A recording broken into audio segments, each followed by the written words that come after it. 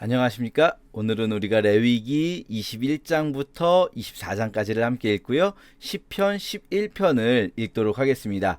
레위기 21편부터는요.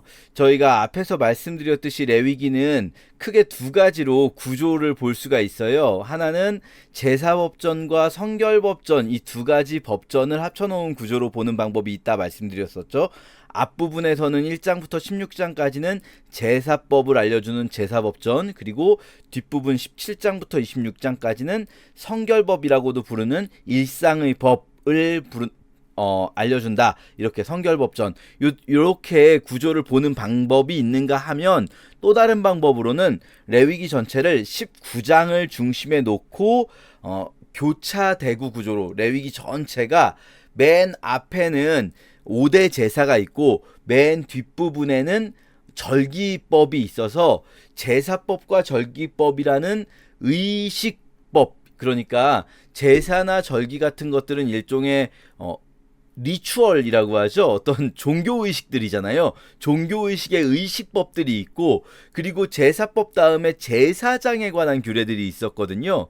그리고 그 다음에 뭐가 나오냐면 정한 자와 부정한 자의 규례들이 나왔었어요. 어떤 것은 정결한 거고 어떤 건 부정한 것들이고 막 이런 것들 자세히 설명했는데, 그리고 오늘 볼 부분이 이 정한 자와 부정한 자의 부분들이 짧게 포함되어 있거든요. 그리고 그 다음에 뭐가 나왔었냐면은 이제 뭐 가나안의 법들 해가지고 뭐 하체를 범하지 말라 시리즈들이 있었고, 그리고 그 앞에 또 하체를 범하지 말라, 그리고 한가운데 19장 이렇게 있었는데요. 이렇게 19장을 중심에 놓은 교차대구 구조로 보는 방법이 있다. 이게 레위기를 보는 또 하나의 구조였는데요. 오늘 본문을 잘 보시면 요거 앞에서 봤던 내용을 짧기는 하지만 다시 한번 이렇게 보여주고 있구나라는 걸 아실 수가 있어요. 자, 보시면 21장에서는요 제사장의 규례들이 나오고 있습니다. 그래서 21장 아론의 자손인 제사장들은 이런 식으로 자신을 더럽히지 말라라는 것들이 나오고 있고요. 22장에서는요 이스라엘 백성들이 자신을 부정하게 하지 말라 하면서 뭐 나병 환자와 유출병 환자들, 또 시체에 접촉한 자들, 또 벌레에 접촉한 자들, 부정한 자니까 저녁까지 성물을 먹지 못하고 해질 때야 정하게 된다. 요거 앞에 나왔던 부분들이잖아요. 그쵸? 기억나십니까? 요게 11장에서 15장까지 길게 나왔던 것이 22장 한 장에 그냥 짧게 요약되어 있는 그런 느낌이지 않습니까?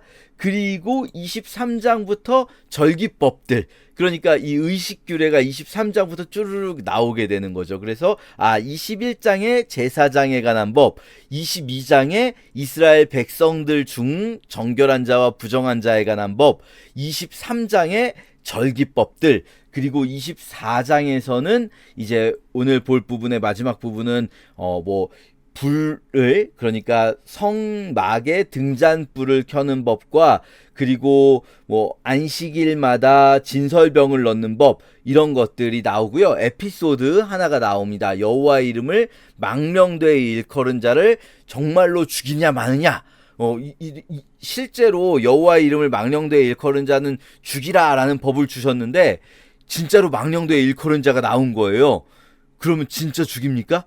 이런 문제가 생긴 거죠. 법을 주실 때까지는 에이 설마 그런 일이 생기겠어 싶었는데, 여호와의 이름을 망령되이 일컫는 자가 나오고 나니까 진짜 이런 걸로 사람을 죽여도 되나? 이런 문제가 생긴 거죠. 자, 21장부터 좀 살펴보면요.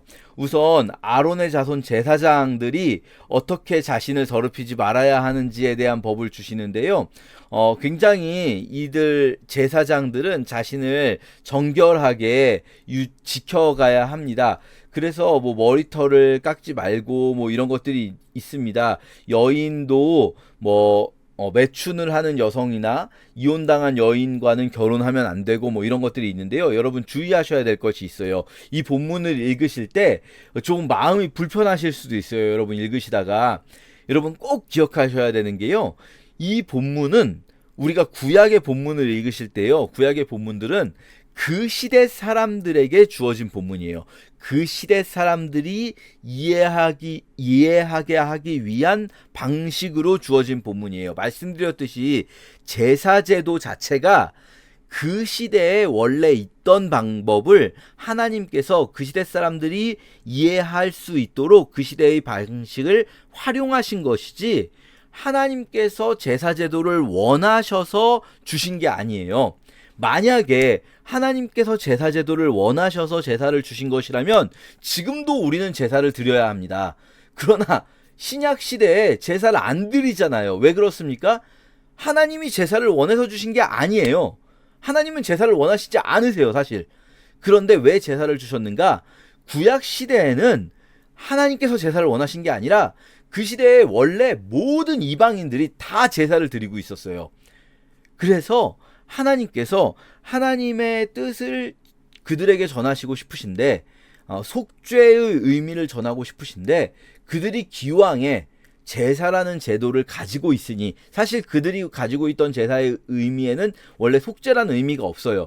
그들이 가지고 있던 제사의 의미는 신에게 바치는 어떤 거래의 의미예요. 신에게 이걸 주면은 신이 나에게 좋은 걸 주는 거래의 의미죠. 그런데 그것을 활용하셔서 하나님께서 속죄의 의미로 바꿔서 전해 주신 거죠. 그렇게 제사제도 자체가 하나님이 제사를 원치 않으시지만 그들이 이해할 수 있는 방법으로 활용해서 주신 거예요. 노예제도도 마찬가지입니다. 하나님은 노예제를 원치 않으시지만 그들에게 노예제도라는 게 원래 있으니까 노예제를 없애지 않으시고, 그러나 그 노예제도가 있는 안에서 그 노예제를 없애지는 않으시되 최대한 그 안에서도 노예를 인간답게 살 수 있게 하는 방식의 법을 주신 거예요. 왜냐하면 그 상황에서 그냥 하나님의 마음은 노예제도를 아예 없애는 게 더 원하시지만, 아예 없애라 그러면 그들이 안 지킬 걸 아시기 때문에 사실은 하나님은 노예제도를 없애기 원하시죠.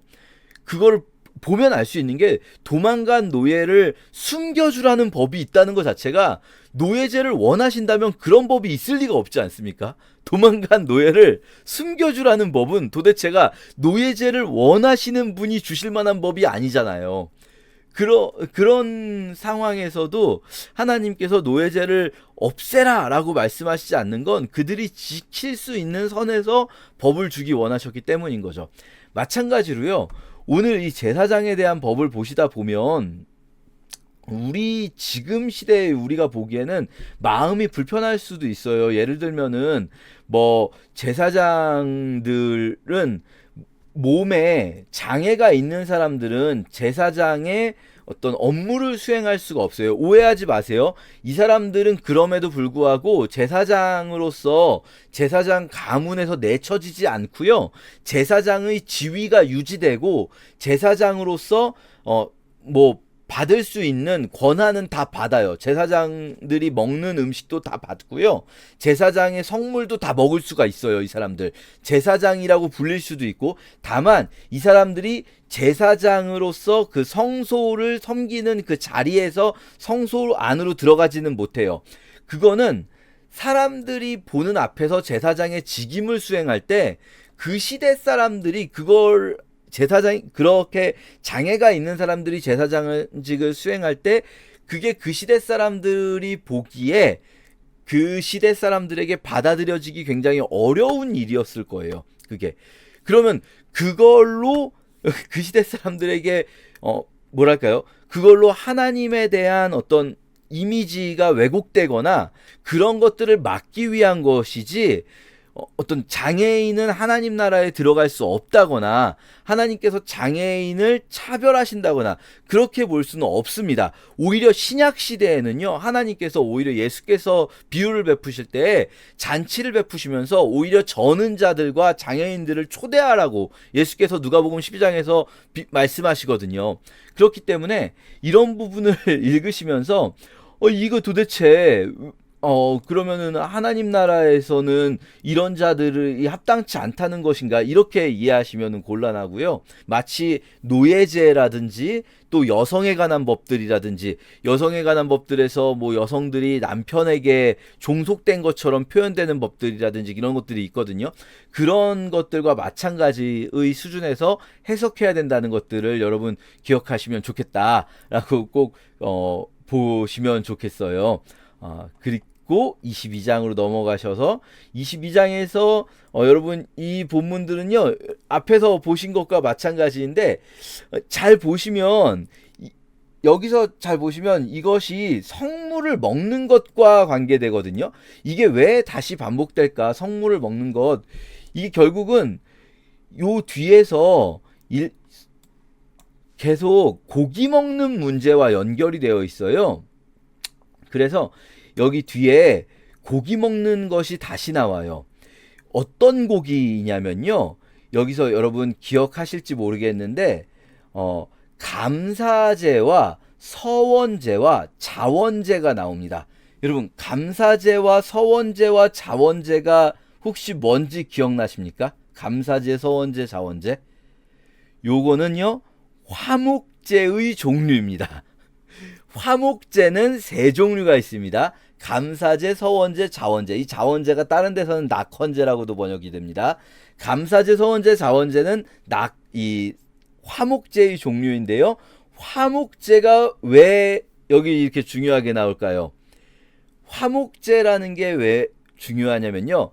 광야 생활 동안에는요. 고기를 먹고 싶은 사람은 무조건 화목제로만 먹을 수 있게 되어 있었어요. 기억나십니까? 성결법전 17장의 첫 번째 법이 바로 고기를 먹으려거든. 제가 그때 이제 말씀드리면서 잠깐 사냥해서 먹는다라고 말씀드렸었는데 꼭 사냥이 아니라 자기들이 끌고 다니는 고기도 있어요. 이 사람들 자기들 자기들 소유의 고기, 이 양과 염소와 소들도 있거든요. 자기들 소유의. 어쨌든 자기들이 매출하기 말고도 자기들 소유의 고기들도 잡을 수가 있잖아요. 도축을 할 수가 있잖아요. 그러면 광야에서요. 이 재산이 많은 사람도 있고 적은 사람도 있고 막 그럴 텐데 자기가 자기 고기를 먹으려고 해도요. 자기 집만 먹으면 안 돼요. 무조건 고기를 먹을 때는 나눠 먹어야 돼요. 무조건 화목제로만 먹을 수 있습니다. 그런데 화목제로 먹을 때 그때 이 위에 이게 왜 중요할까요? 이 정한 자와 부정한 자 규례. 전염병이 옮으면 안 되잖아요. 이 부정한 사람들 벌레에 접촉됐거나 시체를 만졌거나 찢겨 죽은 짐승을 먹었거나 이런 사람이 같이 화목제를 먹는데 참여했다가 전염병이 옮아버리면 큰일 납니다. 이 사람들이 광야 생활을 하는 동안은요, 이 사람들은 집단 생활을 하는 아주 독특한 환경에 노출되어 있거든요. 이 기간 동안에 혹시라도 이 사람들 안에 전염병이 돌게 되면요, 굉장히 이거 곤란한 상황입니다. 그렇기 때문에 이때에는요, 이 사람들에게 이 위생 규례가 굉장히 중요해요. 그래서 정결법이 아주 중요하게 11장부터 15장까지 있었던 거거든요. 그렇기 때문에 여기서 다시 한번 반복되고 그리고 여기 서원제물, 자원제물, 감사제물 얘기가 다시 한번 있다고 할 수 있겠죠. 그래서 이 부분 22장에서 다시 한번 강조된다라고 할 수가 있을 것 같아요. 그리고 23장 절기법 다시 나옵니다. 우리가 절기는 사실 되게 중요하고요. 이 의식, 리추얼들이 중요해요. 이것들이 왜 중요한지는 우리 신명기에 가서도 다시 한번 설명될 테니까요.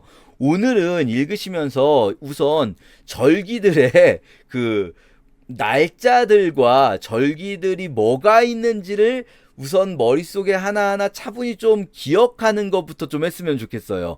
이 하나하나의 의미들은 우리가 신명기에서 또 한번 또 살펴보도록 할게요. 우선 이 절기들, 첫 번째 절기, 제일 중요한 절기는 뭐겠습니까? 안식일이죠. 안식일이 제일 중요한 절기입니다. 그 다음 첫 번째 유월절이 있습니다. 여러분 절기가요 여러 개가 나오지만 세트가 있습니다. 우선 크게 두 세트가 있어요. 우리나라 생각해 볼게요. 우리나라 제일 중요한 명절이 뭐가 있죠? 설날이 있고 추석이 있지 않습니까? 이거 사실 대부분의 나라들이 비슷합니다. 대부분의 나라들이 이렇게 두 세트가 있거든요. 설하고 추석이 있어요. 이스라엘도 마찬가지입니다. 봄, 가을 있거든요. 봄, 가을 세트. 그래서 6월절 즈음해서 6월절에 한 묶음 있고요. 그리고 저쪽 7월에 1월, 7월 있어요. 1월, 7월. 1월 세트, 7월 세트 있거든요. 그래서 6월절 세트랑 저 뒤에 가서 이 초막절 세트 있거든요. 그래서 이 두 가지 있습니다. 먼저 첫째 달, 1월 달. 이게 사실 이게 1월 달인 동시에 7월 달이에요. 왜 그러냐면 이게 원래는 7월 달이었던 게 여기가 이제 아비벌이거든요. 아비벌이 원래 7월 달인데 세속 달력으로는 7월 달인데 이날이 출애굽을 하게 되면서 이때를 1월로 니네는 1월로 정해라 라고 해서 이때가 첫째 달이 된 거거든요. 자, 어쨌든 1월 14일이 여호와의 유월절입니다. 자, 1월 14일이 유월절, 그리고 6월절 다음날 1월 15일이 무교절. 무교절이 교가 누룩이거든요. 베이킹 파우더 같은 그 이렇게 누룩, 그 빵을 부풀게 하는 누룩입니다. 그래서 무교병, 누룩을 넣지 않은 빵을 먹는 무교절. 그래서 6월절과 무교절은 붙어 있는 겁니다. 그래서 무교절은 7일짜리 절기예요. 그래서 6월절 세트는 6월절 다음날 무교절 7일 해서 8일짜리 세트가 되는 거죠. 그래서 이 14일부터 8일 동안 지키는 6월절 세트가 있겠죠. 그래서 1월 14일부터 8일 동안 지키는 6월절 세트가 있는데요. 이때 뭐가 또 있냐면요. 뒤에 보면은 여기에 10절부터 보면은 곡물의 첫 이삭을 드리는 날이 있어요. 이게 초실절입니다. 이름이 여기는 안 나오는데 뒤에 나오거든요. 초실절입니다. 이게 날짜가 여기 정확히 안 나오는데 여기서 설명이 좀 애매하게 되어 있는데요. 이거는 초실절은 언제냐면요. 6월절, 무교절 이 기간 중에 요거는 1월 14일부터 8일간이잖아요. 1월 14일부터 8일간 중에 안식일이 언젠가 있지 않겠습니까? 안식일 토요일이거든요. 그러니까 1월 14일부터 오는 첫 번째 토요일 다음 날, 그러니까 1월 14일부터 오는 첫 번째 일요일이겠죠. 1월 14일부터 오는 첫 번째 일요일이 초실절이에요. 그러니까 요 기간 중에 6월절, 무교절, 초실절이 같이 끼어 있어요. 요 기간 중에 6월절, 무교절, 초실절이 한 세트로 되어 있습니다. 자, 6월절, 무교절, 초실절이 있고요. 초실절은 그러니까 6월절, 무교절은 출애굽을 기념하고요. 초실절은 곡식의 첫 추수를 기념해요. 이 첫 번째 추수는 보리 추수를 의미합니다. 곡식의 첫 번째 추수는 보리 추수입니다. 자, 그리고 이 초실절로부터 첫 번째 추수로부터 두 번째 추수. 자, 안식일 이튿날은 요 초실절로부터 7 안식일을 채우면 두 번째 이제 절기묶음이 나옵니다. 첫 번째 절기묶음이 지나서 이번에는 초실절로부터 7 안식일의 수요를 채우고 7번째 안식일 다음 날, 그러니까 안식일이 토요일이니까 다음 날이니까 일요일이죠. 7번째 안식일 이튿날 해서 50일을 계수한 이 날을 이제 이름을 77절이라고도 부르고 50일이라고 해서 오순절이라고도 부르고 이 날을 이제 맥추절이라고도 불러요. 그래서 이 날을 77절 오순절이라고도 부르는 날인데요. 이 날은 이제 밀추수를 기념한 날이에요.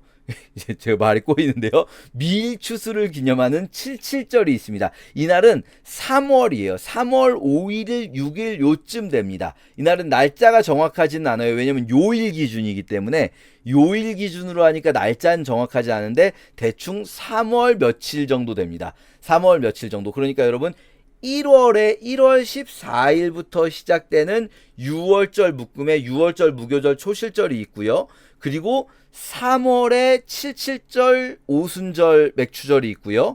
그리고 지나서 7월에 어디 갔습니까? 7월에 가서 가장 큰 또 하나의 절기 일곱째 달부터 이제 첫날 나팔을 불어 기념하는 나팔절부터 해서 7월절기 묶음이 시작돼요. 이 7월절기 묶음은요, 7월 1일 나팔절, 7월 10일 대속죄일, 7월 14일부터 시작되는 이제 수장절이라고도 부르고 초막절이라고도 부르는 초막절 절기가 시작됩니다.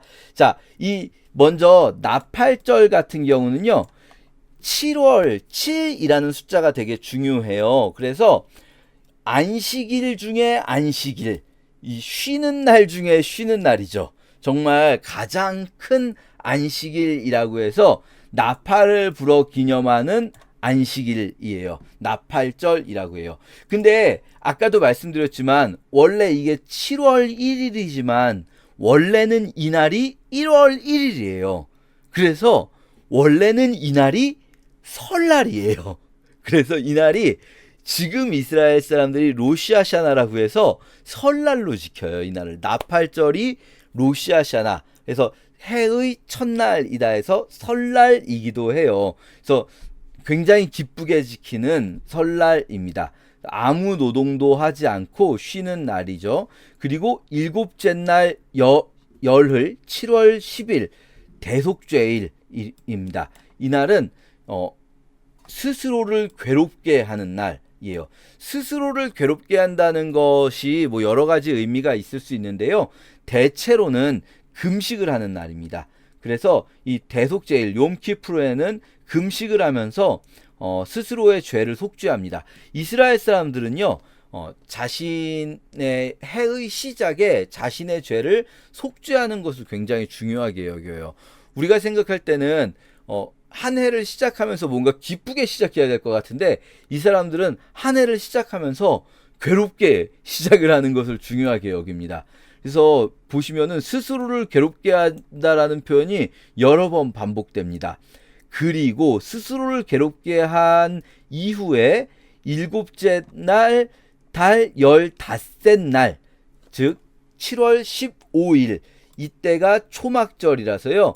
1회 동안 7일 지키고 8일 날도 성회로 모이니까 총 8일.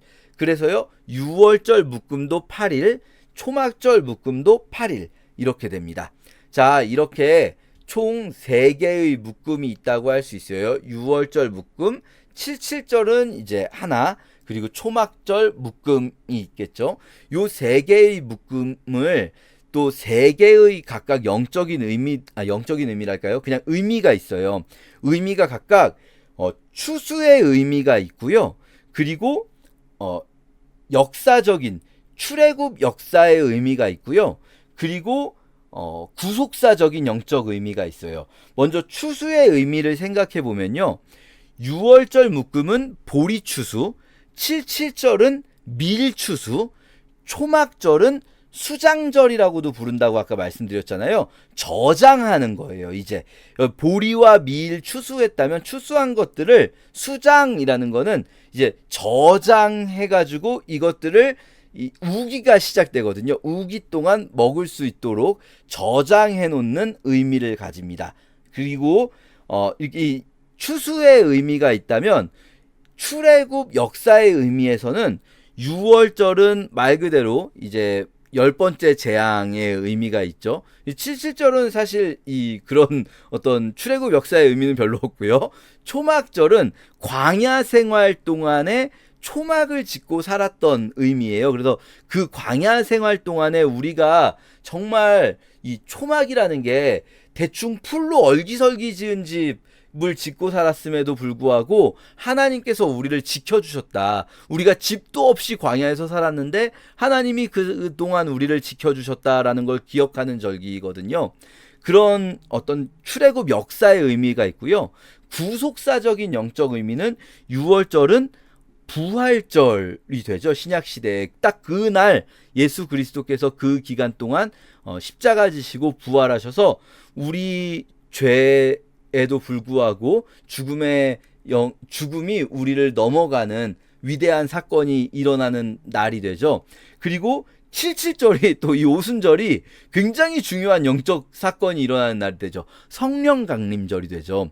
그리고 초막절은 신약 시대에는 특별한 일이 일어나지 않은 건지 아직 일어나지 않은 건지 우리는 잘 모릅니다만 그러나 우리는 이제 신약 시대 추수감사절로 지키고 있긴 합니다.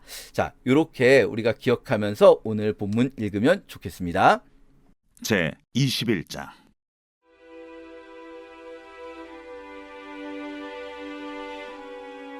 여호와께서 모세에게 이르시되 아론의 자손 제사장들에게 말하여 이르라.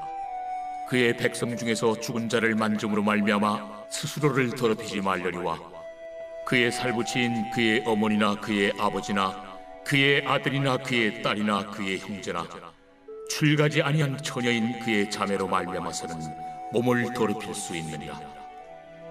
제사장은 그의 백성의 어른인즉 자신을 더럽혀 속되게 하지 말지니라. 제사장들은 머리털을 깎아 대머리 같게 하지 말며 자기의 수염 양쪽을 깎지 말며 살을 베지 말고 그들의 하나님께 대하여 거룩하고 그들의 하나님의 이름을 욕되게 하지 말 것이며 그들은 여호와의 화제 곧 그들의 하나님의 음식을 드리는 자인즉 거룩할 것이라.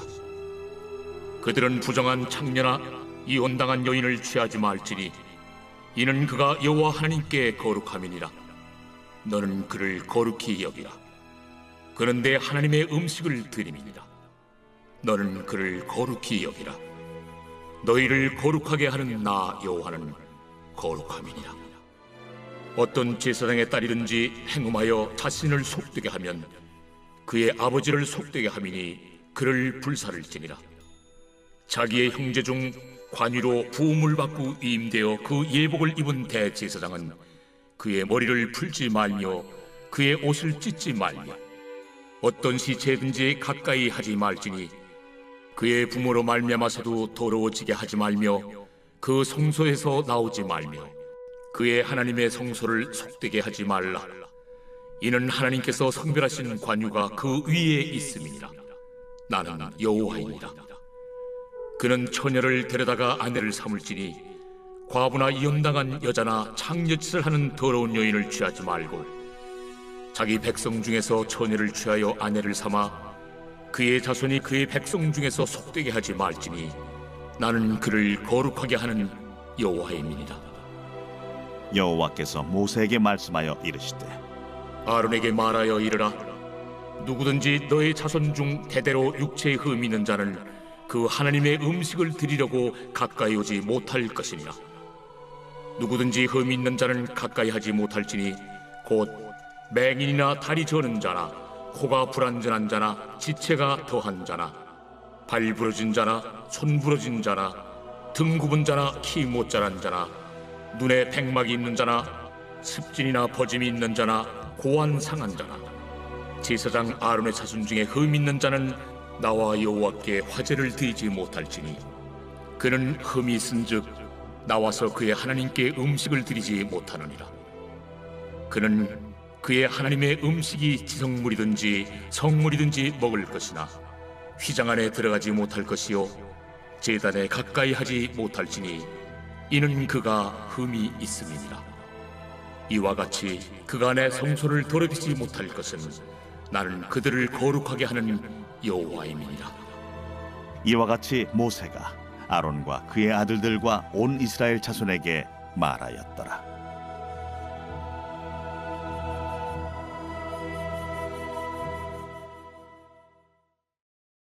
제 22장.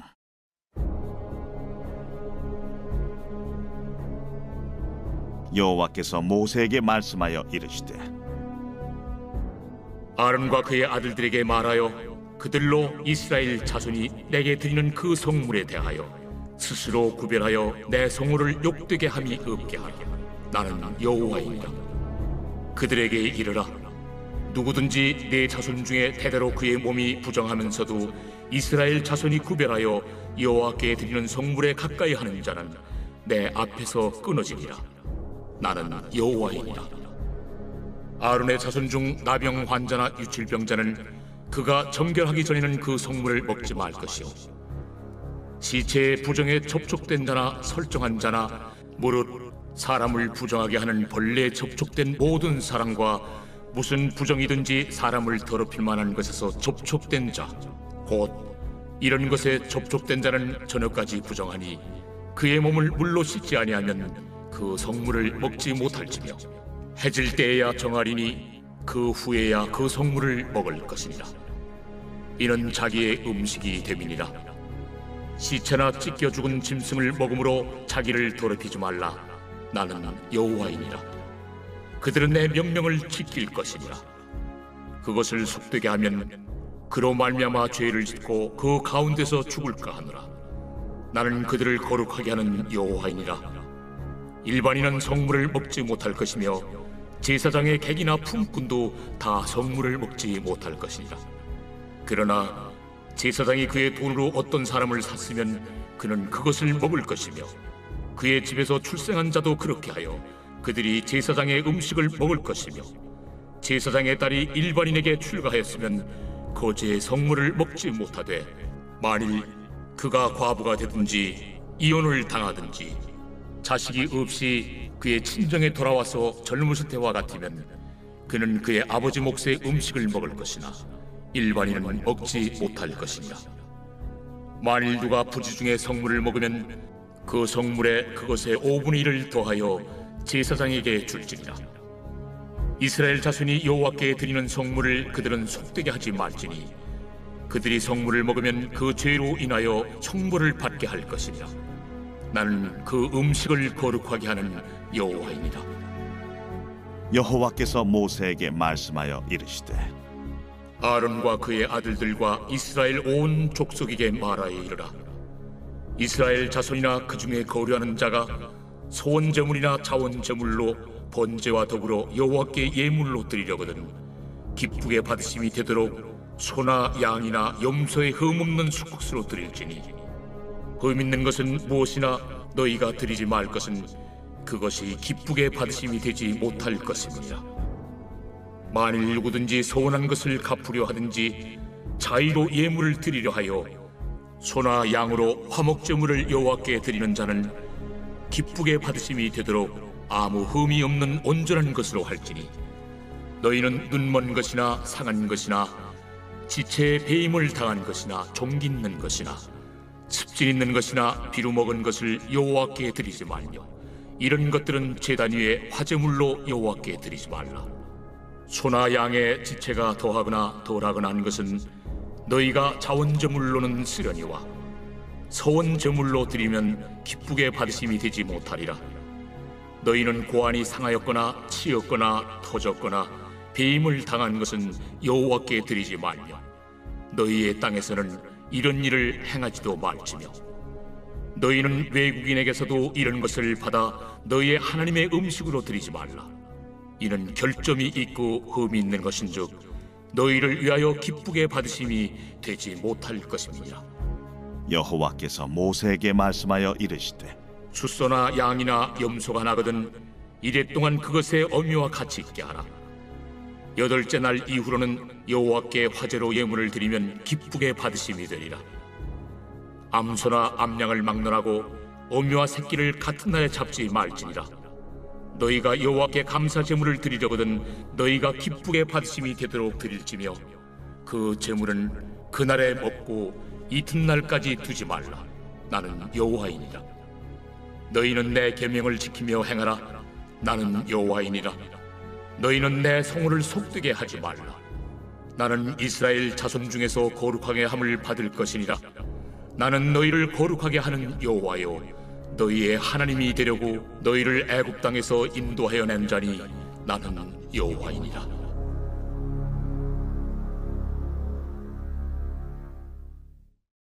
제 23장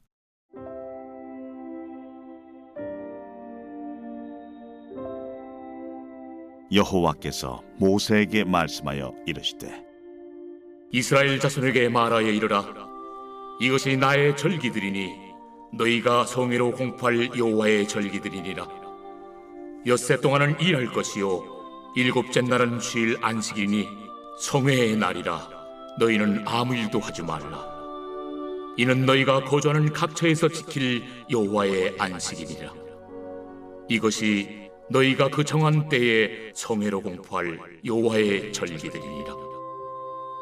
첫째 달 19날 저녁은 여호와의 유월절이요 이달 15날은 여호와의 무교절이니 이래 동안 너희는 무교병을 먹을 것이요 그 첫날에는 너희가 성회로 모이고 아무 노동도 하지 말지며 너희는 이래 동안 여호와께 화제를 드릴 것이요 일곱째 날에도 성회로 모이고 아무 노동도 하지 말지니라. 여호와께서 모세에게 말씀하여 이르시되 이스라엘 자손에게 말하 이르라.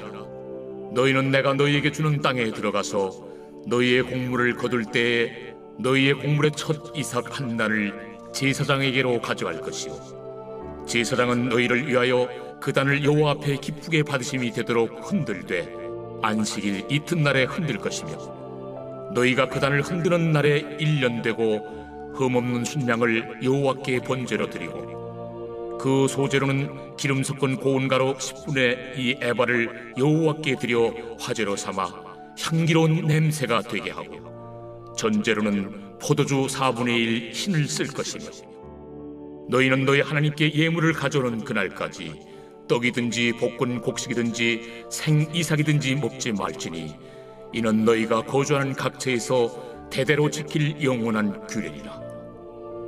안식일 이튿날 곧 너희가 요제로 곡식단을 가져온 날부터 세어서 7 안식일의 수요를 채우고 7 안식일 이튿날까지 합하여 50일을 계수하여 새 소제를 여호와께 드리되 너희의 초소에서 10분의 2 에바로 만든 떡 2개를 가져다가 흔들지니 이는 고운 가루에 누룩을 넣어서 구운 것이요 이는 첫 요제로 여호와께 드리는 것이며 너희는 또 이 떡과 함께 1년 된 흠없는 어린 양 7마리와 어린 숫소 1마리와 순양 2마리를 드리되 이것들을 그 소제와 그 전제 제물과 함께 여호와께 드려서 번제로 삼을지니 이는 화제라.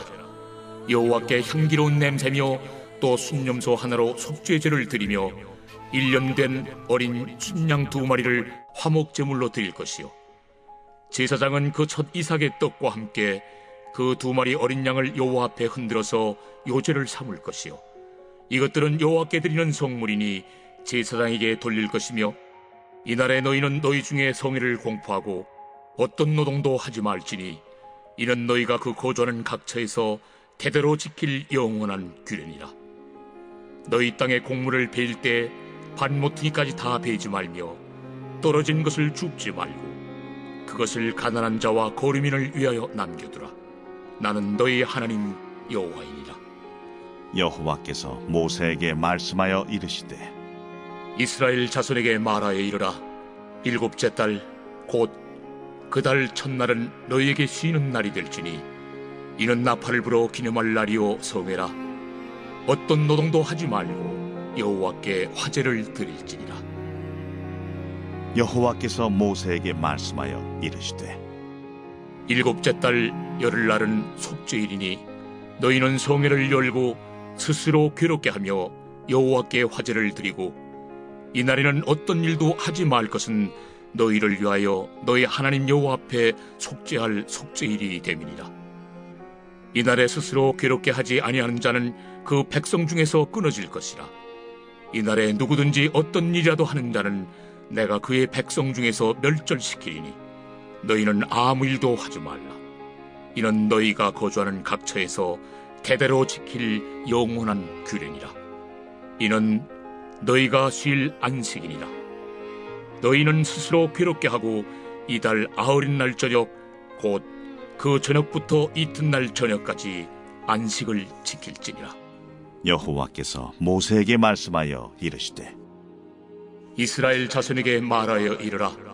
7째 달 15째 날은 초막절이니 여호와를 위하여 이래 동안 지킬 것이라.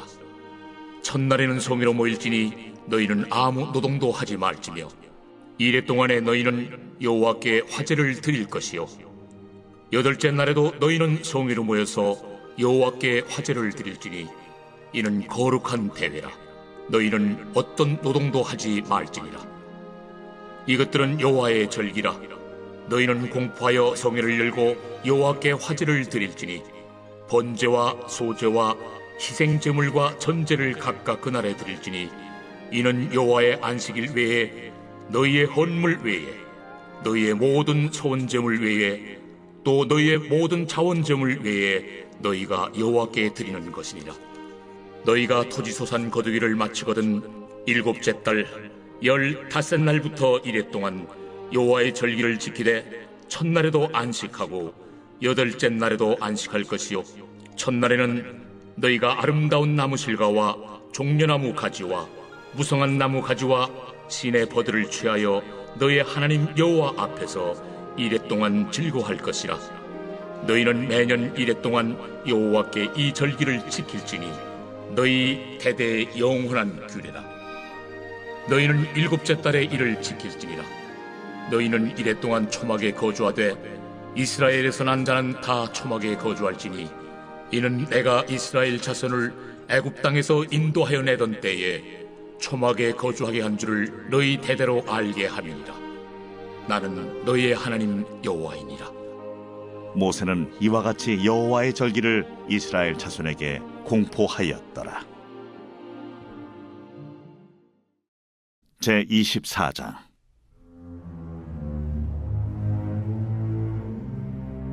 여호와께서 모세에게 말씀하여 이르시되 이스라엘 자손에게 명령하여 불을 켜기 위하여 감람을 찌어낸 순결한 기름을 네개로 가져오게 하여 계속해서 등잔불을 켜둘지며 아론은 회막안 증거궤 휘장 밖에서 저녁부터 아침까지 여호와 앞에 항상 등잔불을 정리할지니 이는 너희 대대로 지킬 영원한 규례니라.